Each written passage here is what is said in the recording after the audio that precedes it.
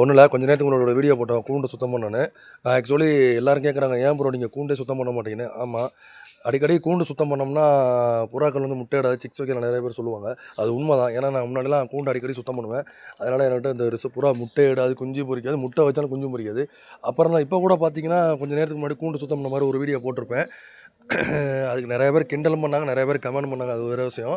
இருந்தால் அதை பற்றி நான் கவலைப்பட மாட்டேன். இன்னொன்று என்ன விஷயம்னா, முன்னாடி இருந்ததுக்கு இப்போ எவ்வளோ பரவாயில்ல பாருங்கள். அந்த கூண்டு இடம்லாம் பாருங்கள், நல்லா கொஞ்சம் முன்னாடி இருந்ததுக்கு எவ்வளோ பரவாயில்ல. அதான் நான் சொல்கிறேன், கூண்டு அடிக்கடி சுத்தம் பண்ணோம்னா எப்படி சொல்கிறது, ஒன்று முட்டை வைக்கிறது, முட்டை வைக்காமல் முட்டை வச்சாலும் குஞ்சு பொரிக்காது. அது மாதிரி தான் இருக்குது. இப்போ பாருங்கள், முதல்ல இருந்ததுக்கு இப்போ கூண்டு இருந்ததுக்கு இப்போ கொஞ்சம் ஓரளவு டிஸ்டர்ப், முதல்ல பேட் ஸ்மெல்லில் போக முடியாது. இப்போ இப்போ ஓரளவு நல்லா இருக்குது, எல்லாம் செட் ஆகிடுச்சு. இது இன்னொரு ஆச்சரியமான விஷயம்னா, எல்லாம் அதாவது இடத்துல போய் உட்காந்துருச்சு பாருங்கள். இதான் ரொம்ப ஆச்சரியமானது. இது அதோட ஏன்னா முன்னாடி உட்காராது. நிஜமாக நீங்கள் நம்மளாம் சரி, முன்னாடிலாம் உட்காராது. அதோட இடத்துல போய் உட்காந்துருச்சு. ஸோ நம்ம லாக் பண்ணிடலாம். ஓகே ஃப்ரெண்ட்ஸ், நம்ம லாக் பண்ணியாச்சு. ஸோ நான் ஏற்கனவே சொன்ன மாதிரி சில புறாக்கள் மட்டும்தான் அடைஞ்சிருக்கு, சில புறாக்கள் அடையல். இதெல்லாம் ஹோமர் கிராஸாக என்னன்னு தெரியல, அந்த கொஞ்சம் கலர் நல்லாயிருக்கும். ஆனால் அதுக்கெல்லாம் டேப் அவுக்கல. ஒரு சில புறாக்கள் மட்டும் தான் டேப் அவுத்துருக்கு. அதான் சொல்கிறேன், ஒரு சில புறாக்கள் இந்த கூண்டு மட்டும் தான் பெரிய டேஞ்சரான கூண்டுன்னு சொல்லலாம். ஏன்னா இதில் தான் நோய், சுக்கா, தலை சுத்தம் போன்ற பல வகையான நோய்கள் வந்து இந்த கூண்டுலேருந்து வரும். முக்கியமாக இந்த கூண்டு தான் சுத்தம் பண்ணணும். பட் இது சுத்தம் பண்ணுறதுக்கு டைம் இல்லை. கண்டிப்பாக ஒரு நாள் சுத்தம் பண்ணும்போது நான் ஃபுல் வீடியோ எடுத்து போடுறேன், சரிங்களா? இந்த கூண்டு மரக்கூண்டு மட்டும் தான் சுத்தம் பண்ணியிருக்கேன், இந்த கூண்டு சுத்தம் பண்ணல. இன்னொன்று வந்து இந்த கூண்டில் புறாக்கள் வந்து அடைய மாட்டேங்குது. என்னன்னு தெரியல, நான் இது மாதிரி ட்ராப் வச்சுருக்கேன், இது வச்சு எவ்வளோ வச்சாலும் மாதிரி புறாக்கள் வந்து அடைய மாட்டேங்குது, சரியா? அதில் பார்த்தீங்கன்னா அதான் சொல்கிறேன், இது எல்லாமே அந்த நிற்கிறது எல்லாமே இந்த கூண்டு தான். ஆனால் புறா அடையலை, என்ன பண்ணுறது? ஸோ இது இந்த முஸ்கி. ஸோ நேற்று மாதிரி ஒரு டெக்னிக் வச்சு பிடிக்கலாம், கை எட்டுமான்னு தெரியல. ஸோ இப்படி இருந்தால் கண்டிப்பாக பிடிச்சிடலாம். கீழே வேறு எறும்புகள் இருக்குது நண்பா, எறும்பு பாருங்கள், அவ்வளோ எறும்புகள் இருக்குது பாருங்கள். ஒரு புறா கரெக்டாக அது போயிடுச்சு, அது கண்ணு வலி புறா. இது மட்டும்தான் கரெக்டாக கண்ணு வலின்னு சொன்னோன்னே அந்த புறா தான். அதை தனிமைப்படுத்தி தான் வச்சுருக்கேன். இந்த ஒரு புறா மட்டும் தான் கரெக்டாக அடையும், பாக்கிலாம் நம்ம பிடிச்சி போடணும், சரிங்களா?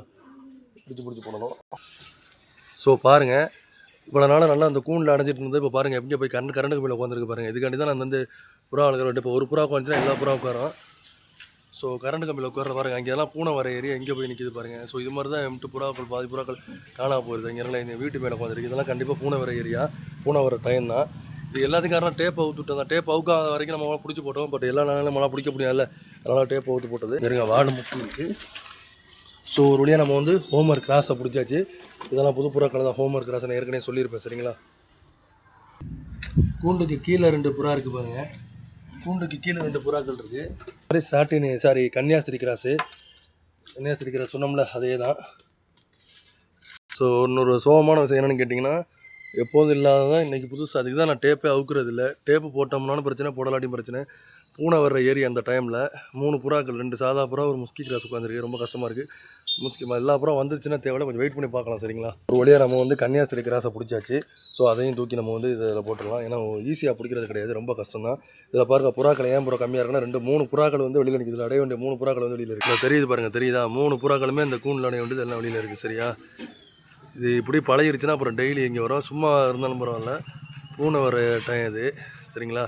இந்த ஏரியாலாம் பூனை வர டைம். கூண்டு இங்கே இருக்குது பாருங்கள், கூண்டு இங்கே இருக்குது. கூண்டுக்கு மேலே தான் இந்த புறாக்கள் பார்த்துருக்கு. இனிமேல் எப்போ அடைகிறதுன்னு தெரியலை ஃப்ரெண்ட்ஸ். நம்மளுக்கு டைம் இல்லை, அதனால் மற்ற புறாக்களை பிடிச்சி போட்டுருவோம். நம்மளுக்கு டைமே இல்லை, சரிங்களா? அதனால் நம்ம மற்ற புறாக்களை கடை பிடிச்சி போட்டுருவோம்.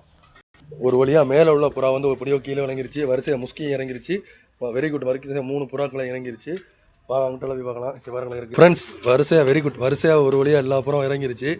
இறங்கி கூண்டு மாறி போயிடுச்சு. ஆனால் கூண்டில் ஏறிடுச்சு, கூண்டு மாறி போயிடுச்சு. ஒன்றும் பிரச்சனை, நம்ம பிடிச்சி போட்டுக்கலாம். நான் எதுக்காண்டி எட்டி வச்சுருக்கேன்னா, கிட்டே போனால் ஓடிடலாம். அந்த ஒரே காரணத்துக்கு எட்டி வச்சுருக்கிறேன். வீடியோ தவிர ஸ்கிப் பண்ணால் பாருங்கள், ஸ்கிப் பண்ணால் பார்த்தீங்கன்னா உங்களுக்கு புரியாது.